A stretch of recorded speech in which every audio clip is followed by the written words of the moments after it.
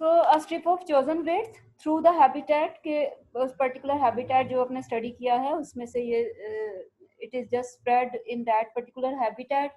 It will be made up of two line transects 0.5 meter और 1 meter apart. दो line transects हैं, upper one and lower one. Half metre से लेके ये 1 metre तक एक दूसरे से ये फासले पे होंगे.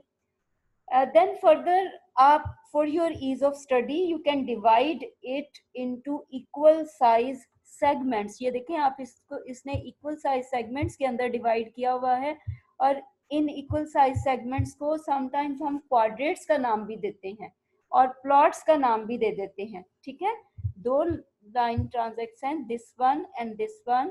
इसको इसकी कुछ particular width है, फिर इसको फर्दर छोटे छोटे स्क्वायर्स के अंदर डिवाइड किया हुआ है और क्योंकि इस तरह के एक स्क्वायर को हम क्वाड्रेट कह सकते हैं तो इसलिए फिर हम इनको भी क्वाड्रेट्स का नाम दे सकते हैं और सिंपली प्लॉट्स भी कह सकते हैं. Species in each plot is recorded. हर एक प्लॉट में जो भी स्पीशीज हैं उनके बारे में जो भी डेटा आपने कलेक्ट करना है उसको आप रिकॉर्ड करते हो. This belt transect, it shows two dimension, length and width. इसकी कोई particular length होगी जो आपने select की होगी, इतना लंबा होना चाहिए और इसकी कुछ particular width होगी. वो भी एक ecologist जो वहाँ पे study कर रहा हो वही decide करता है कि इसको कितना wide होना चाहिए.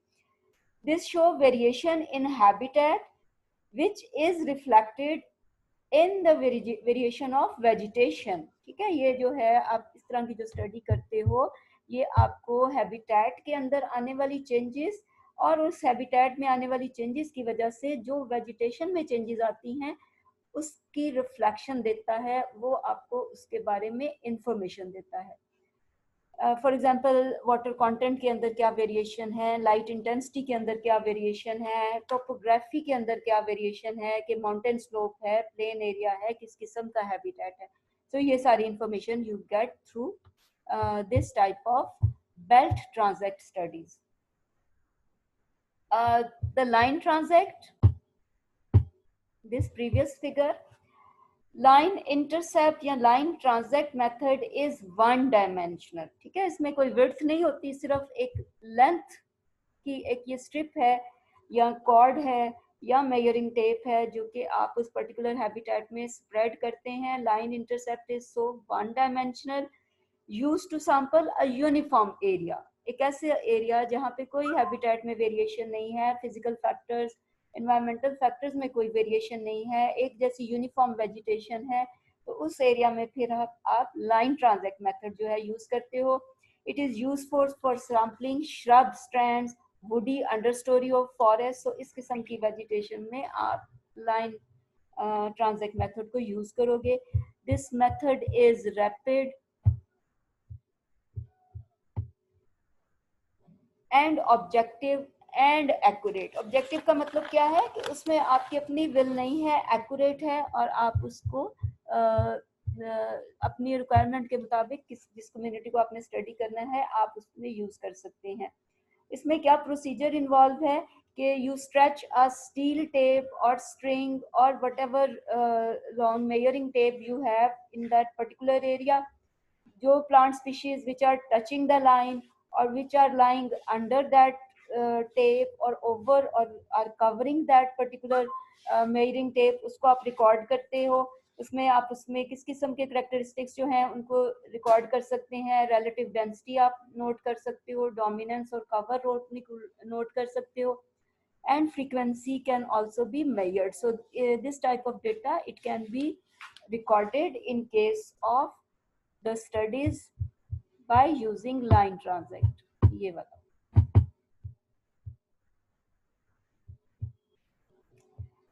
The next type of ecological study is this one, point frequency intercept method.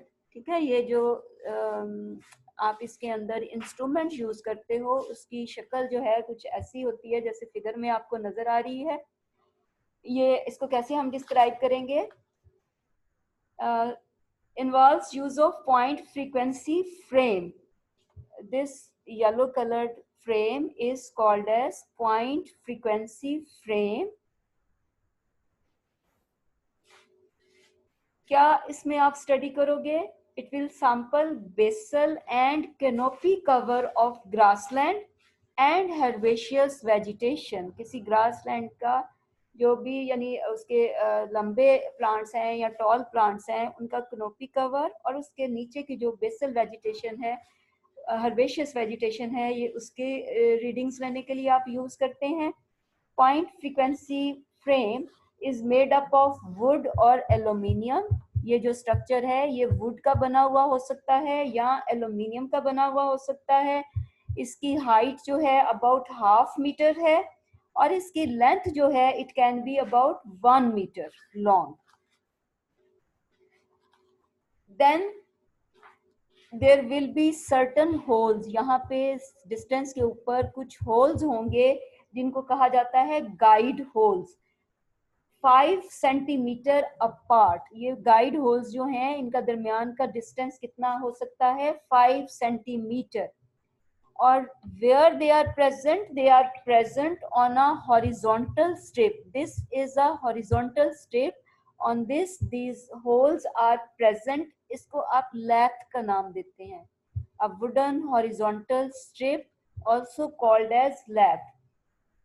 Then sharp pointed pins or steel rods, they are passed through these holes. In holes में से ये आप steel rods को या sharply pointed pins को you pass through these holes.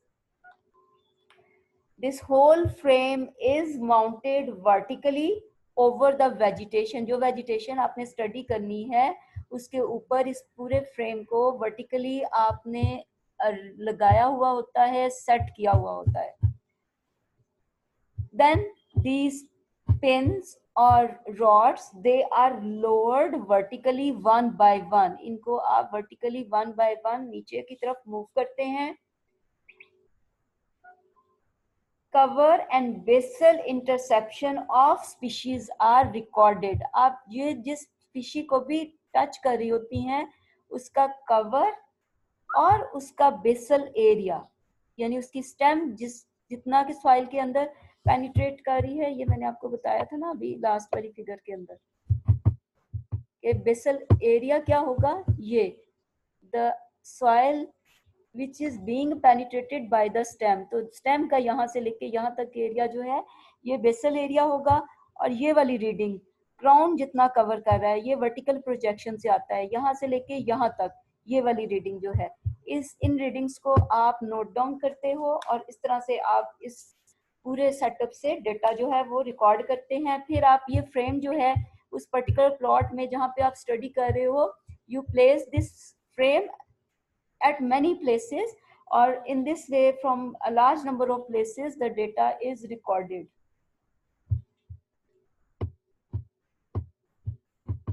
The next type of study, ecological study, is point quadrate method. It is said to be a plotless method. ठीक है, इसमें कोई आप मार्क नहीं करते एरिया कि ये हमारा प्लॉट है जिसमें हमने स्टडी करना है. You utilize distance rather than fixed sample area. यहाँ पे हमारा जो ताल्लुक होता है, हमारी जो कंसंट्रेशन होती है वो डिस्टेंस पे होती है instead of the fixed sample area, and it is used in sampling those communities where the individual plants are widely spaced. तो ऐसी communities जहाँ पे के दरमियान में vegetation के individual plants के बहुत ज़्यादा फासला है, they are widely spaced. There we use this type of study where the dominant plants are large shrubs or trees. तो forest के अंदर usually जहाँ पे सिर्फ trees हैं या ऐसा एरिया जहाँ पे tall shrubs हैं वहाँ पे हम ये method इस्तेमाल करते हैं. This method is simple, rapid and effective. Method involves random selection of sampling points in the interior. For example आप फॉरेस्ट के अंदर स्टडी कर रहे हो तो फॉरेस्ट के अंदर आप रैंडमली कोई भी पॉइंट जो है वो चूज कर लेते हैं वो जो पॉइंट आपने चूज किया होगा वो पॉइंट सर्व करेगा एज द सेंटर। ठीक है, जैसे फॉर एग्जांपल ये एक फॉरेस्ट है, ये पूरा एरिया, ये एक फॉरेस्ट है, इसके अंदर आपने रैंडमली में भी क्वाड्रेंट फेंक के या कैसे भी आप अपनी चॉइस के बगैर एक पॉइंट जैसे आपने सेलेक्ट कर लिया। जैसे फॉर एग्जांपल आपने ये पॉइंट सेलेक्ट किया, ये पॉइंट जो है ये सर्व करेगा एज सेंटर। फिर आप क्या करोगे, you will divide the whole area into 4 quarters with the help of a compass line। Compass जो आपको डायरेक्शंस बताता है, नॉर्थ साउथ ईस्ट वेस्ट, ठीक है, उसको यूज करते हुए आप इस पूरे एरिया को 4 पार्ट्स के अंदर, 4 क्वार्टर्स के अंदर डिवाइड कर लेते हैं। ये देखें, एक लाइन यूं हॉरिजॉन्टल जा रही, वर्टिकल जा रही है, एक यूं हॉरिजॉन्टल जा रही है। तो आपने 1 2 3 4 पार्ट्स के अंदर इस पूरे एरिया को डिवाइड कर लिया। नेक्स्ट आपका स्टेप क्या होगा, nearest tree to the point in each quarter is located. इस पॉइंट के नजदीक, इस क्वार्टर के अंदर कौन सा ट्री सबसे नियर है उसको मार्क कर लें।